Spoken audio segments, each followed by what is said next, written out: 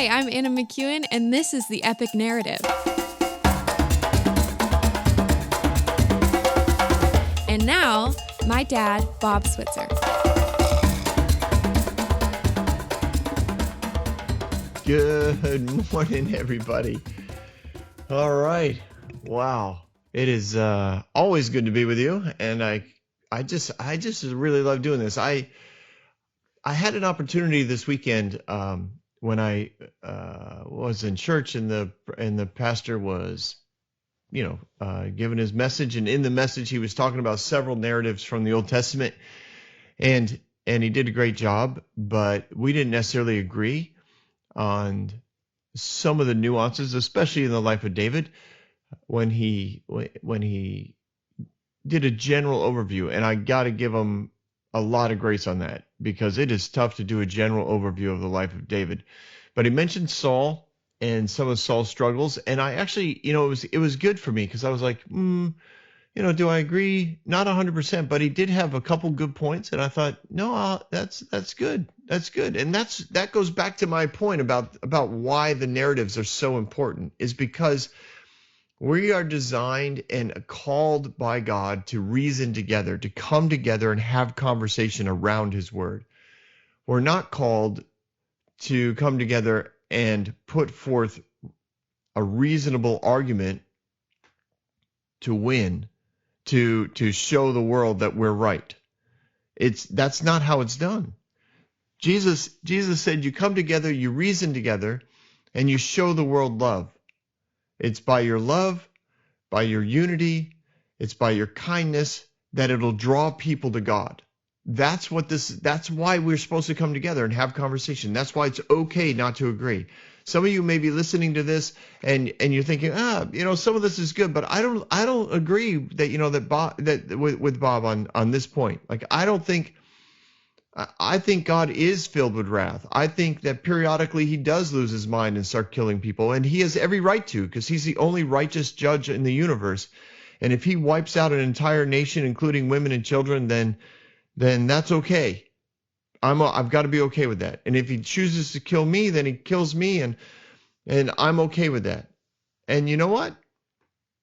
I do understand the process to which you come to that conclusion. I was there for years. As I've said before, my adjustment began when I started to look at the life of Jesus as a picture of the Father, which is what Jesus said he was. And I started to apply that to the Old Testament rather than separate it and say, well, God's character was like this in the Old Testament, and now it's like this in the New Testament, because Jesus is the new covenant, and the new covenant is better than the old covenant, and it replaced it.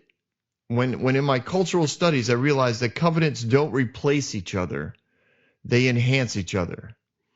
And so I had some reasonable doubt that was starting to seep in to this whole separation of God and God.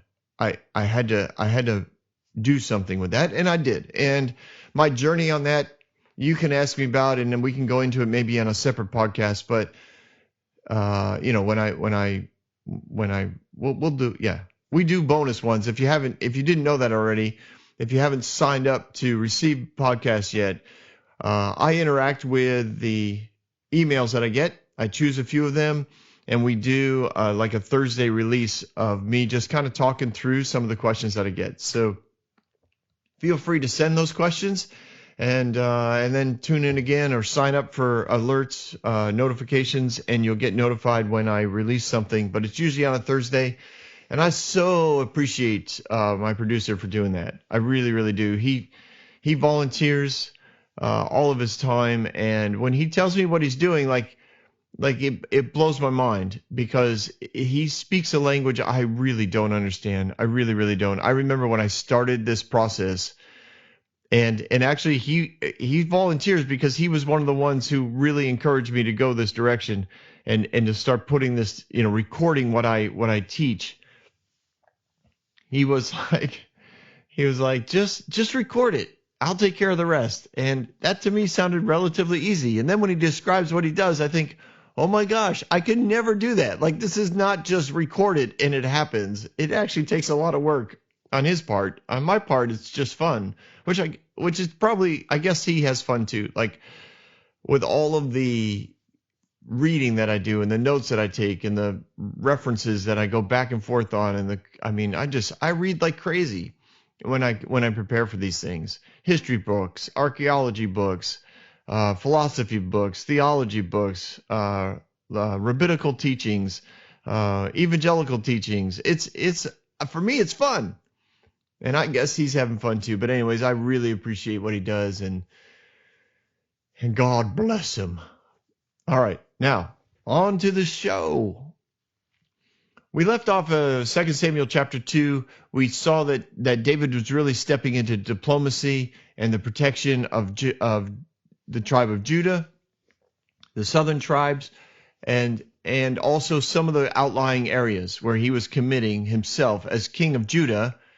He was committing himself to a role that involved more than just warfare. And that's tough to do because most people who are really good at war aren't good at diplomacy. They just know how to knock things down and burn things up. Now, along with that, now coinciding, like at the same time, we also have the house of Saul being led by Saul's cousin Abner. And they moved the capital city. They moved it away from the Philistines, across the river, about 35 miles away from the former capital city of Gibeah. So Abner has taken over the role of leading what was left of the nation. Philistines took over the capital city of Gibeah. They took over all the surrounding villages and towns that they wanted. The national army had run and had regrouped and then crossed the River Jordan, and Abner set up camp basically over there. David went into Judah.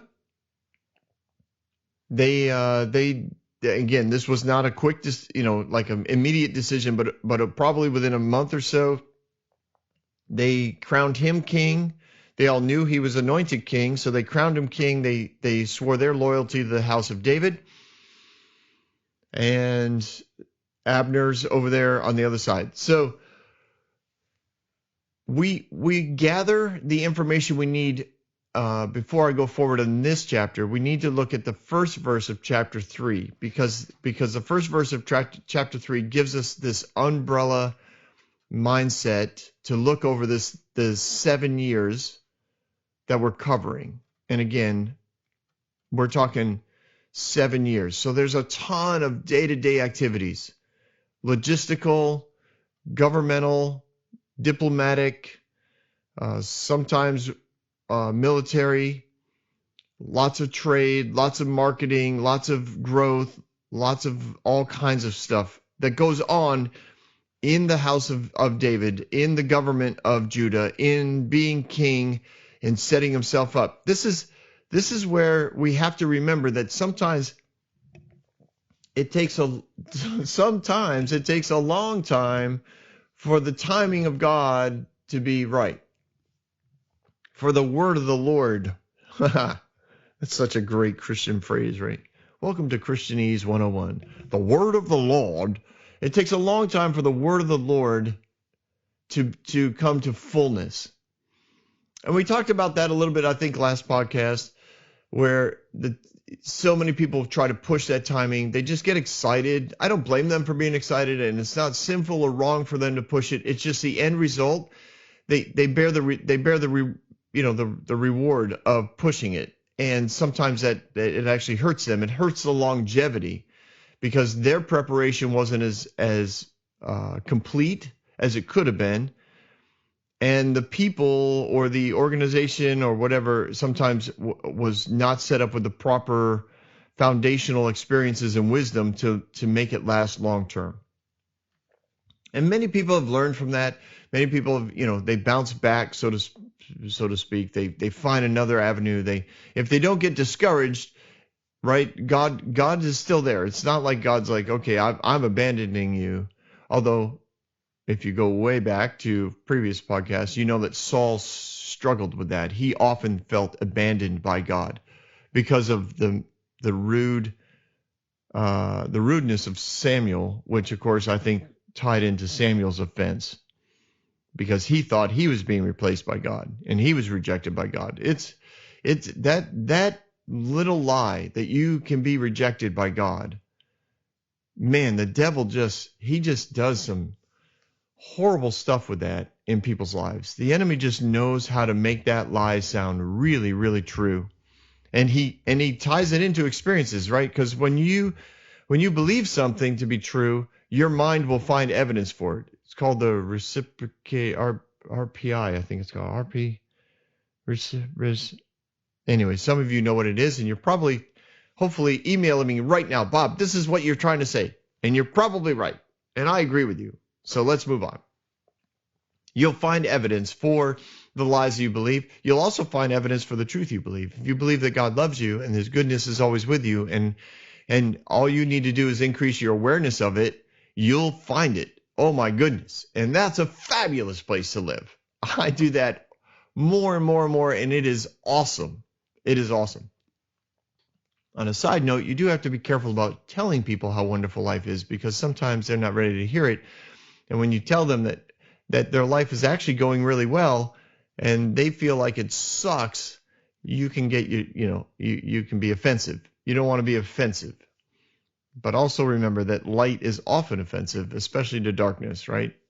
Darkness Darkness definitely feels like light is an offense to it. And it's true, it is. It pushes it away. And but it also replaces it with love. So the impact in the room is positive. And that's the difference between love showing up in darkness and wrath showing up in darkness, the way most people look at God, right? They look at God's light, and I really, okay, see, you're already going to get my basic answer to this. I think that the impact of light in darkness is described as wrath by people that translated the Bible. So when God shows up in the culture of Noah, his light looks like wrath. It looks like the whole world was destroyed by God, but it wasn't. His light showed up and provided a way for rescue, and sin destroyed the earth because that's what sin does. It always brings death. Oh man, Bob, you just opened up another huge narrative. You opened up Noah.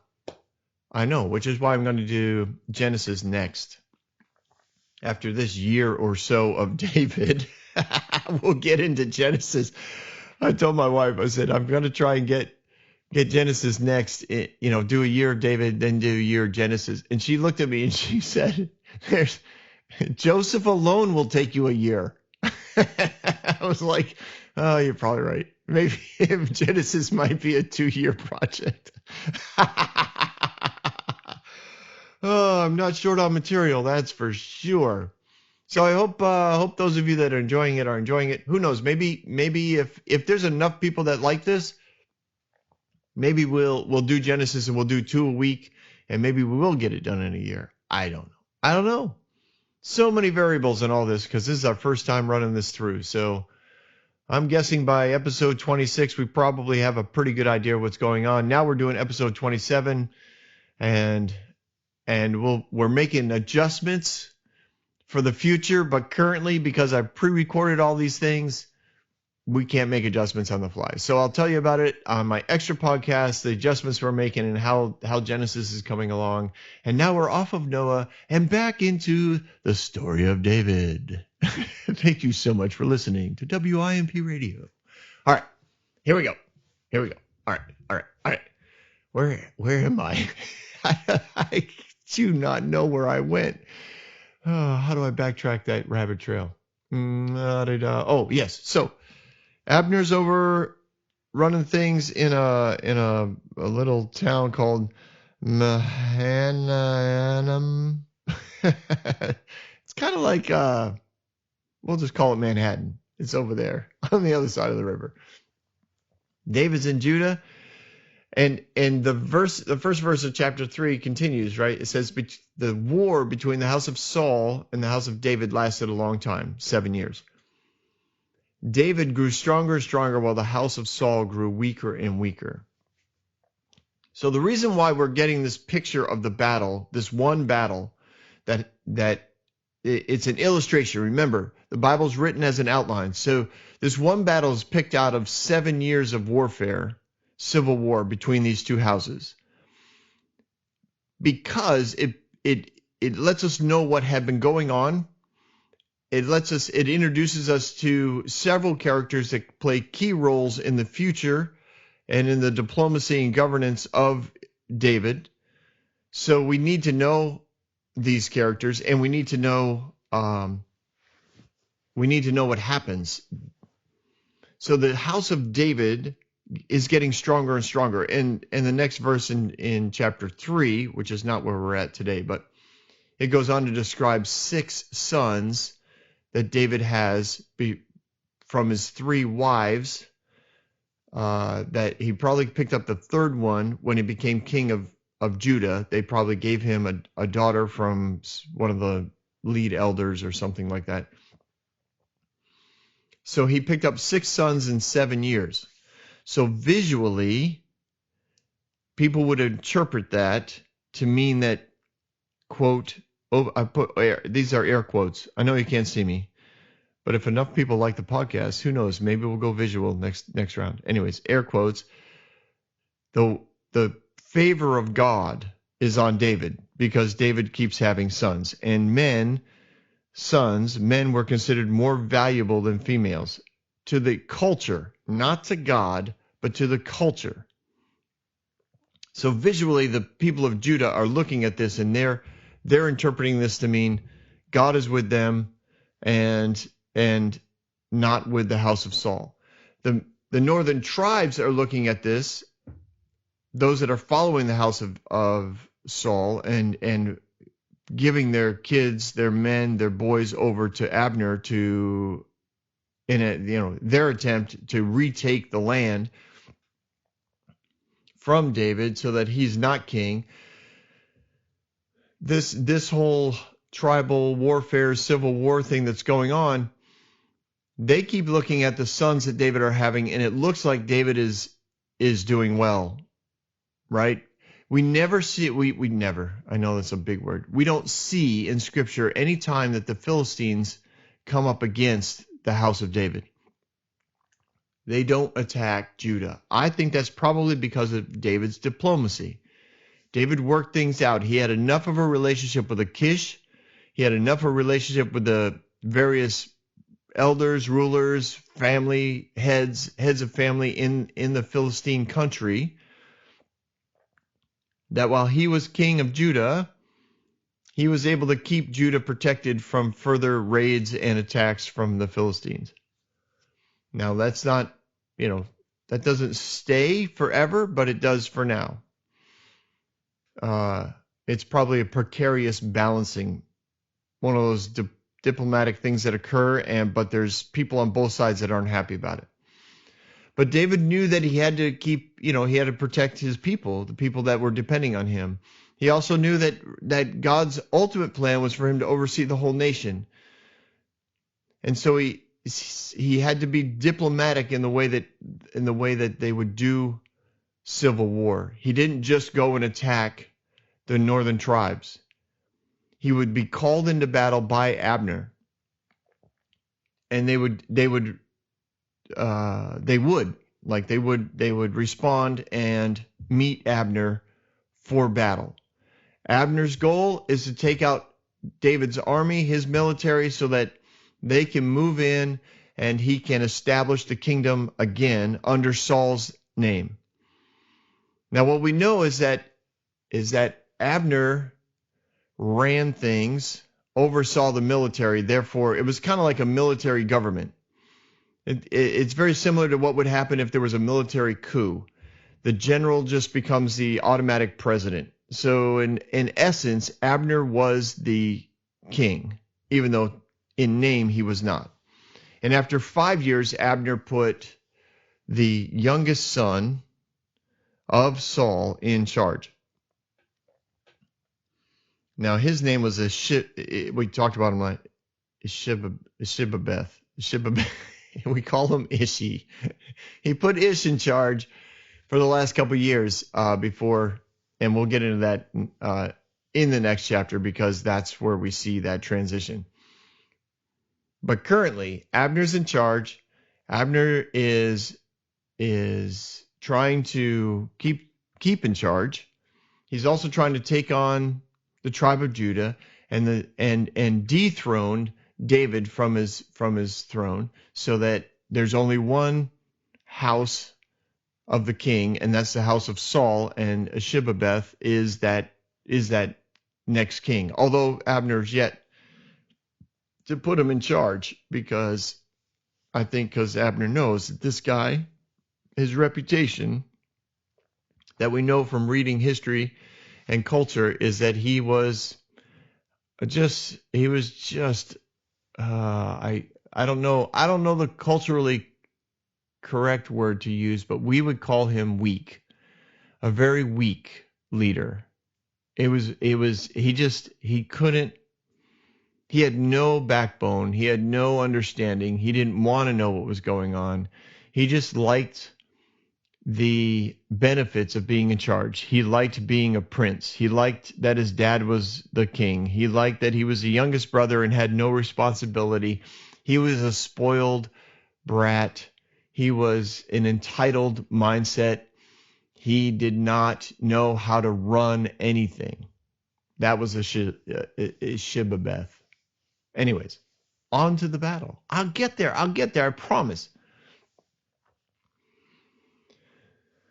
So when we see verse 8, Abner, son of Ner, commander of Saul's army, had taken Ashibabeth, son of Saul, and brought him over to Manhattan,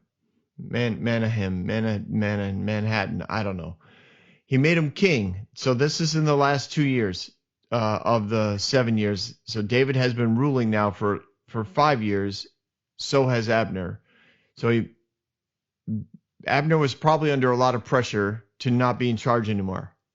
The nation of Israel, the northern tribes, were probably starting to pressure him, like, listen, you look like you're king. You look like you're trying to stay king. Like, what's wrong with anointing the next king so that we have a king? Because right now we look like we're just a bunch of terrorists running around, like guerrilla warfare.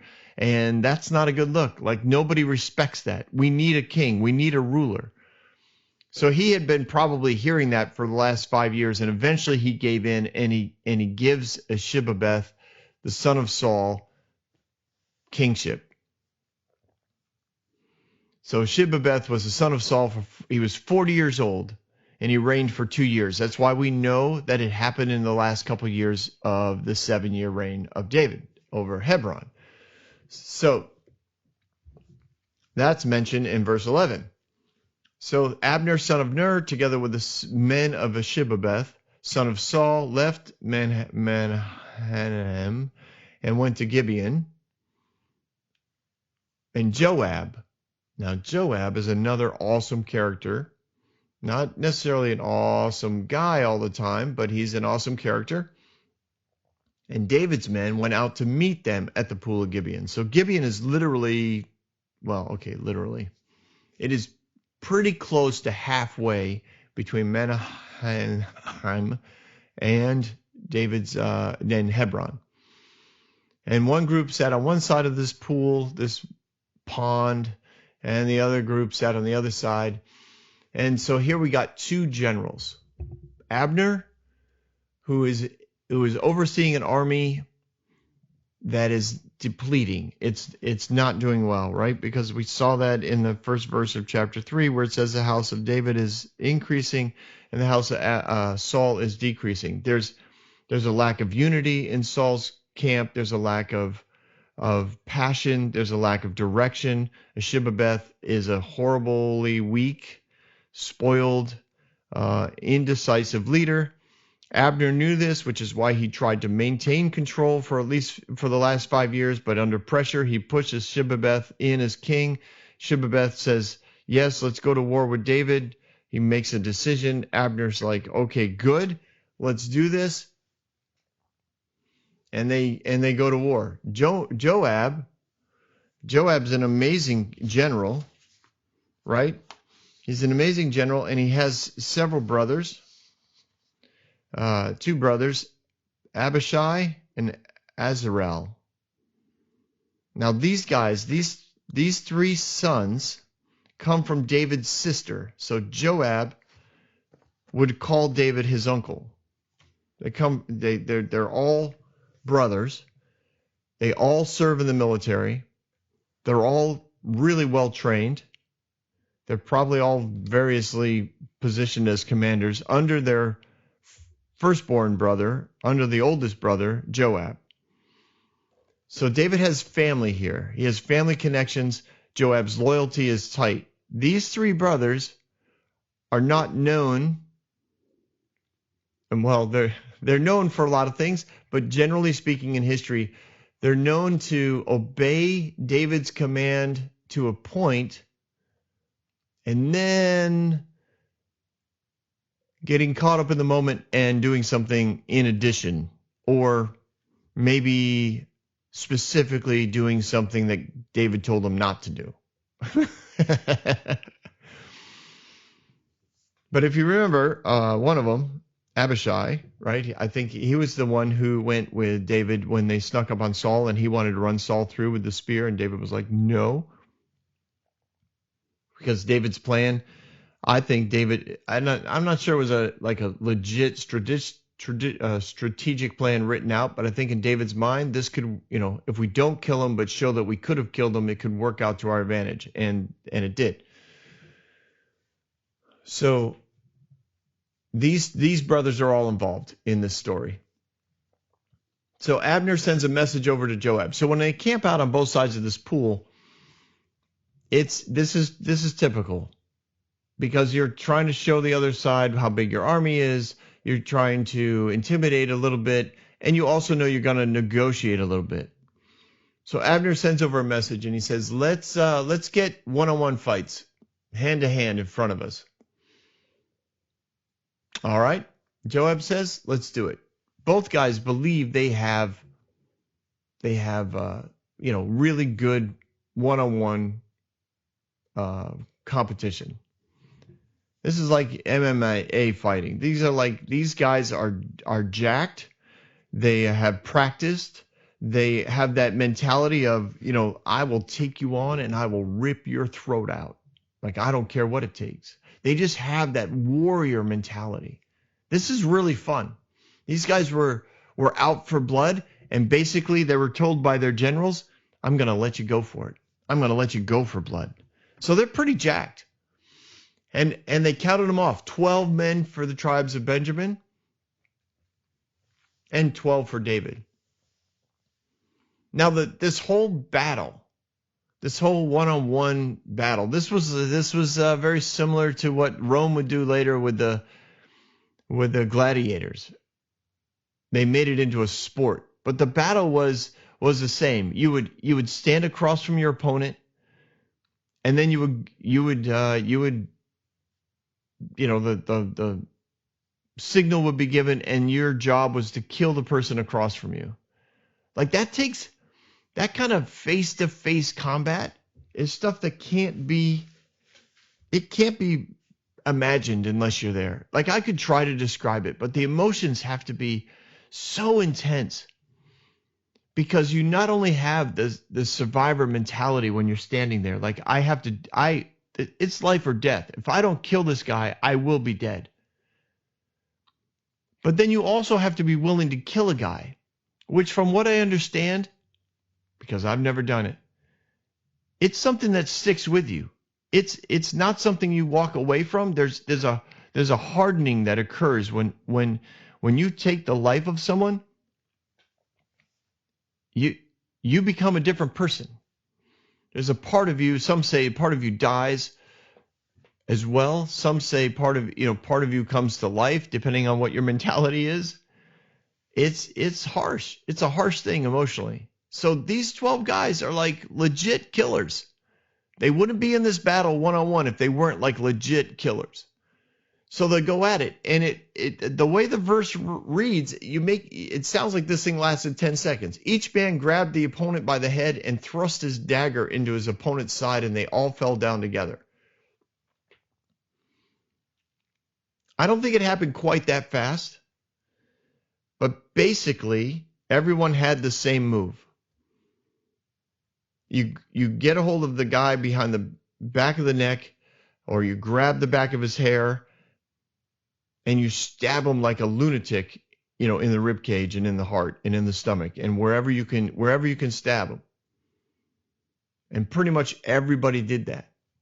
It had to be gruesome, just gruesome to watch. The battle was, like, you don't die quickly. When you're in hand-to-hand combat, you don't have a long sword. So these stabbings had to be legit over and over and over again. And the turning of everybody, and the blood spilling out on the ground and turning it to like a mud, and the dust still kicking up a little bit, and the dripping down of the blood down the legs, and the dirt sticking to the legs and to the chest and to the face, and the growling and the screaming and the anger and the passion, all of this going on, and slowly, like, people falling to their knees and continuing to be stabbed, but still stabbing, and maybe stabbing in the leg, and the next person falls on their knees, and the guys just continue to do this death dance, this dance of death, around and around, and falling and getting lower to the ground, and more blood on the ground, and by the end of this, I'm guessing 15, 20 minutes, like they're surrounded by their warrior brothers. They're watching it. They're cheering them on. They're calling it out. They're pointing. You're cheating. He cheated. No, you didn't. And oh man, they're getting more and more angry as their brothers are falling and dying and not able to get back up. And this continues. You're down to 11 pairs, and then 10, and then 9, and then 8, and then 7 and 6 fall at the same time, and pretty soon there's just 2 guys left that are just in this last throes of life, and everybody's waiting for which one who's they're both stabbed. They're both not going to last long, but each side is hoping that their guy will be able to stand up, that the other guy will stay down, but both sides are stabbing. I imagine, I kind of picture that last desperate stab. They're both on their backs. They're both heavy breathing. Their hearts are giving out. Their minds are racing. They both know that they're going to die. They also have this intense mindset of, I have to kill the person beside me. And they're trying to stab each other one more time to try and be the one who is victorious, who wins it for all of their nation, for all of their I guess their nations, their tribes at least, who wins it for their brothers. And they both give up. They both lie there, and they both die at the same time.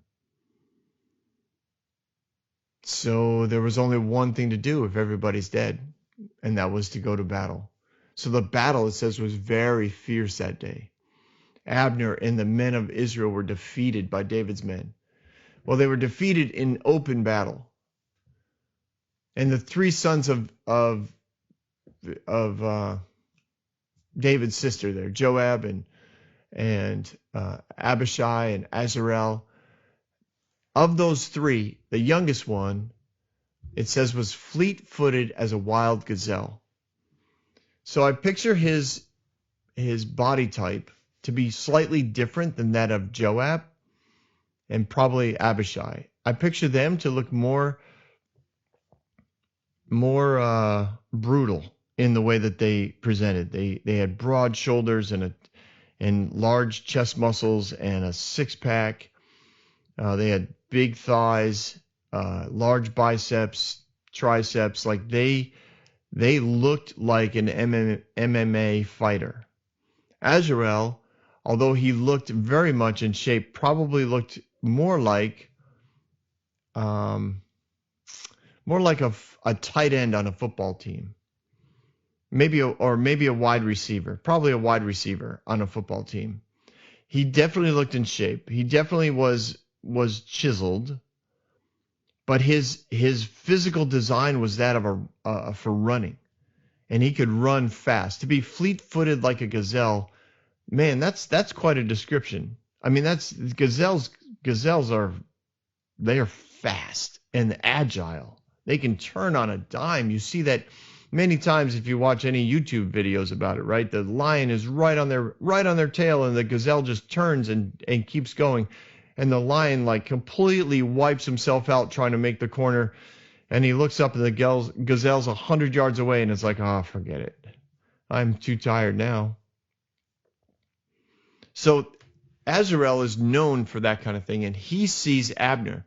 So what it means is when the tribe of Israel had lost the battle, they all started to run. Well, Joab commands his people to go after them. Azarel, who's a commander and doing battle, just like David did, doing battle in the battle, looks up and he sees Abner, who probably was standing off in the distance. Abner starts to run. He's like, I can catch him. So he takes off. He literally takes off. He leaves his weapons of war behind him. He leaves his sword behind him. He leaves everything so he can run fast. He takes off running. Abner looks around. Like, Azarel's speed is so well known that even Abner knows who he is. And he looks behind him and he yells, Azarel, is that you? It is. Abner's gauging his success rate at this point. He's running. He looks behind him. He sees this guy catching him. He sees this guy gaining on him. And he's thinking, man, there's only one guy that I can't outrun probably in the whole nation of all the tribes, and it's Azarel. Nobody can outrun this guy. I picture him, whatever, weaving, turning, trying to, and he's close enough to yell at him, and he's like, is that you? And he's like, yes, it is. Oh no, he's thinking, this is not good. I need a different I need a different defense than just running, because Azarel will get me. So he says, turn away, turn to the right, turn to the left. Take on one of the young men. Strip him of his weapons. He's like, come on, don't come after me. Take on somebody who's younger, somebody who has, weapons of warfare, something you can plunder. I've got, please don't kill me. That's pretty much what he's saying. And Abner warned him again. Stop chasing me. I will kill you. Why should I kill you? How would that look to your brother Joab? How can I look at him in the face? Because negotiations happened. Like, these guys knew each other. They knew each other before the Civil War. They had probably battled together under the command of David. This was not, it's kind of like any elite athlete. They all kind of know each other. If you've ever played sports, even at a small level, you start to know the other teams that are in your travel squads where you do battle, so to speak. Or if you played in high school and you played the same conference every year, so you get to know each other. You know the good guys.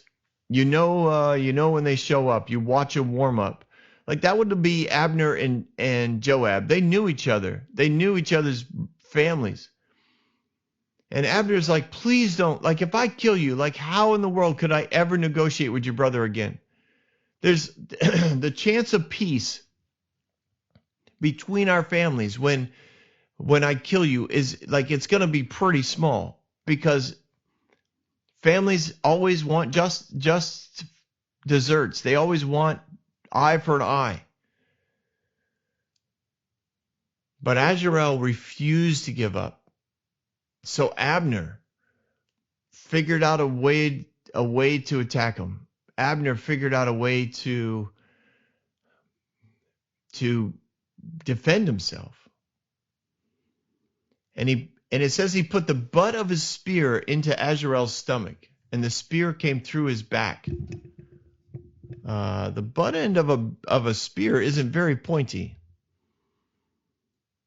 And it says that when he fell there and died on that spot, every man stopped when they came to where Azrael had fallen. Like it was this happened. I can't help that somehow, somewhere in Abner's mind, when Azrael's behind him, he's thinking, I mean, clearly he knows I have to kill him or he won't stop. But maybe there's a way I could stop him without killing him. I think that's why he put the butt end of his spear into Azrael. I think at some level he was trying, maybe he was going for the chest, thinking it wouldn't go through him. Maybe he was trying to knock him out. Maybe he was just trying to stop him long enough, bruise him, injure him, put him in a place where he couldn't breathe, where his ribs were broken. Like there's a lot of ways to go about this as to why you wouldn't use the pointy end of your spear. It's not like it's to a trained warrior, spinning the spear around and shoving the pointy end into somebody is not that difficult to do. So the fact that the story makes it clear, the scripture makes it clear that he used the butt end of the spear, I think that's really important. That at some level, Abner wanted some form of deniability. He wanted to be able to injure Azrael, and if for some reason it did kill him, he wanted to be able to describe it to Joab and be able to say, I really tried not to. I didn't want to do it. But the speed of Azrael, and maybe because he saw Abner stopping, maybe he put another little punch into his top speed. He came at him, and maybe he wanted to. I picture Azrael looking to tackle Abner. He wanted to take him out. He wanted to hit him so hard that Abner would be airborne, and they would both land on the ground at the same time. You can picture it if you've ever watched a movie of this kind of thing. Like he wanted to hit him at such a high rate of speed, and he was closing in. He was close enough that what Abner did was basically jam the front end of his spear into the ground and just leave the back end of his spear up. Because I have a feeling Azrael was already airborne when Abner realized this is not going to end well. So he just put his spear up, and I think it went right. It says it went right through him. It went into his stomach and came out of his back. So it hit the soft tissue, and I think it probably went right through his heart, but it went through in such a way that it also came through his back. It ripped him wide open. And he died on the spot. That's why I think it hit his heart. And every man stopped. Basically, as Israel's tribe is running away, Azrael had probably passed them all, as well as Abner, because that's why I believe Abner was off in the distance. He was already behind his men when his men were in battle. So his men are scattered, clearly have lost the battle. Abner starts to run. Azrael chases him. He passes the whole tribe of Israel. Like he's so far on the other side that if he had killed Abner, well, they probably would have left him alone. But theoretically, they could have surrounded him and killed him. Like he was at such high risk, but he was so fast. He had such confidence in his speed. Like this is ridiculous what he did. But he gets there and he dies on the spot. And it says every man stopped. No one could believe it. No one could believe that Azrael died because he was so fast. He couldn't be caught. Like all he would have had to do was turn and run again. Nobody could have caught him. It was pretty intense. The respect they had for him and the amazement of his speed made every man stop and look at where he had fallen. So word gets back to Joab and Abishai, the two brothers, and the sun was setting, and they continued to pursue Abner.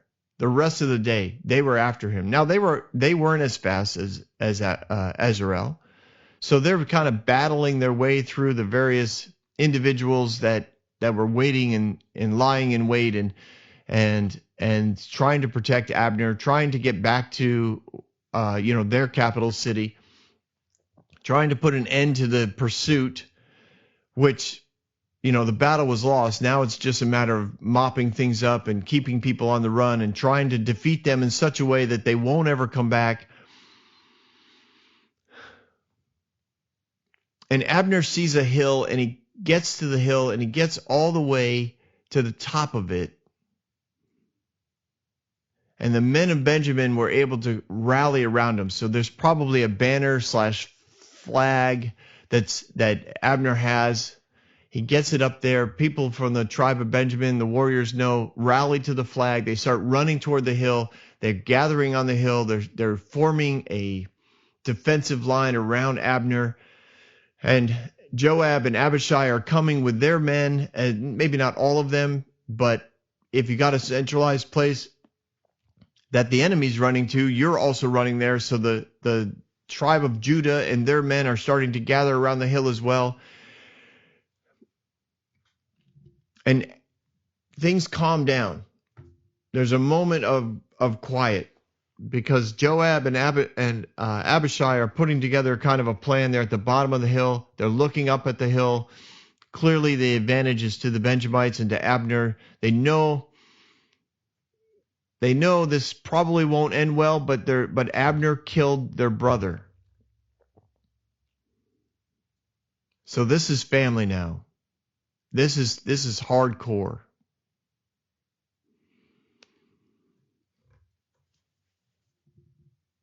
Joab is headstrong. He's independent. He's weighing the ramifications of his next choice. And they're debating. And Abner calls out to him. He's like, do we have to be at war forever? This is all going to end bad. How long before you order your men to stop pursuing their brothers? Abner's being true to being a warrior, but also trying to be a bit of a diplomat. He's like, all right, listen, you won the battle. We get that. You've been pursuing us now all day. The sun is setting. You've killed a bunch of us. I get it. Are you going to continue to pursue? I mean, look at where you're at. Look at where you're at. We have the advantage. We have formed. The Bible says they had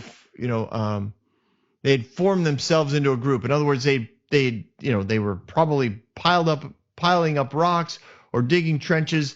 They were forming circles of defense. This was not going to end well. And that's what Abner's saying. Look at Joab. Just take a minute. You're a wise commander. Look at what's happening here. Do you really want to continue this? You've won the day. Do you want to die tonight? How long are you going to do this?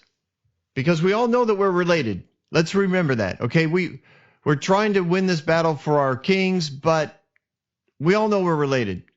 You've done your job.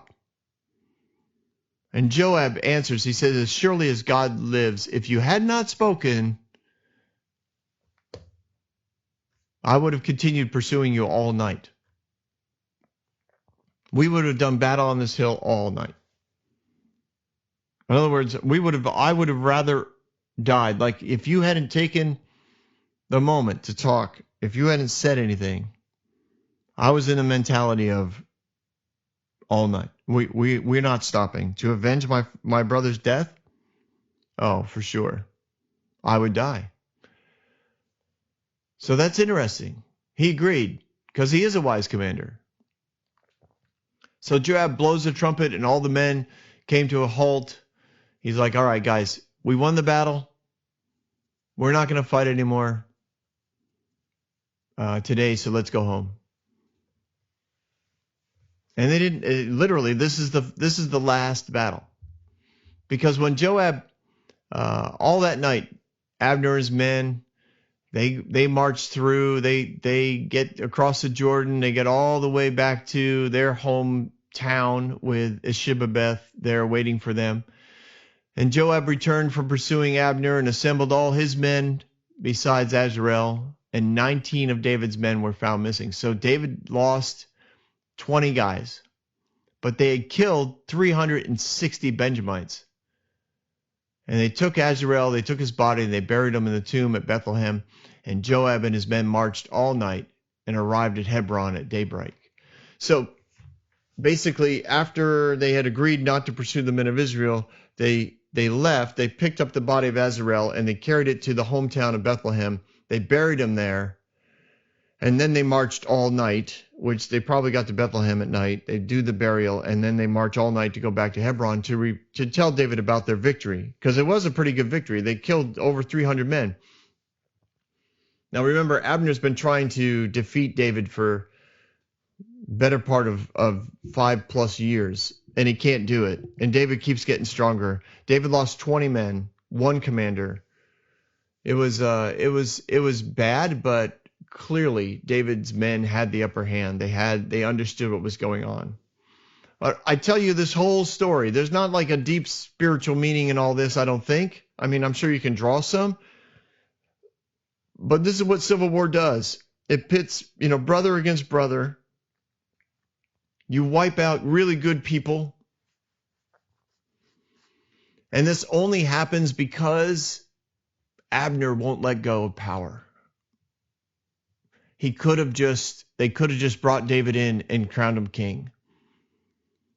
But Abner wanted power. Abner wanted control. And I'm sure he controlled Ashibabeth. Ish was not a strong leader. Abner was. And he had the military. And everyone knew he had the military. And so if Abner wanted to, he could just kill Ish. But he wanted the puppet. He wanted somebody up there because that kept the politicians happy. There was a king. We had a king, and he came from the line of Saul, from the tribe of Benjamin. Woohoo! When people want power and control, they will often go into civil war to keep it. I've seen it happen on smaller scales, in church splits, in ministry divisions. I've seen it happen in businesses. Small businesses, large businesses, corporations have been toppled because people in power want to keep power. They don't work things out. They don't build relationship. They're building control. Abner was very much like his uncle Saul. He understood power. He understood control. He understood fear. And that's how he led.